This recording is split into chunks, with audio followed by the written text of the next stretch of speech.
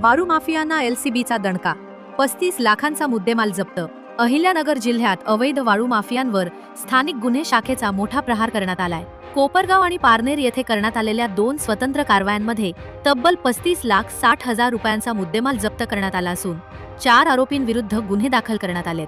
कोपरगावमधील कारवाईत आकाश संजय रोकडे, अजय महादेव जाधव आणि रवी सुनील सोनवणे यांच्या विरुद्ध गुन्हा दाखल करण्यात आलाय. तर पारनेरमधील कारवाईत दत्तात्रय नाना मेंगार याच्यावर कारवाई करण्यात आली आहे. पोलीस अधीक्षक मुम्मका सुदर्शन यांच्या आदेशानुसार आणि स्थानिक गुन्हे शाखेचे पोलीस निरीक्षक संतोष मुटकुळे यांच्या नेतृत्वाखाली ही धडक कारवाई पार पडली.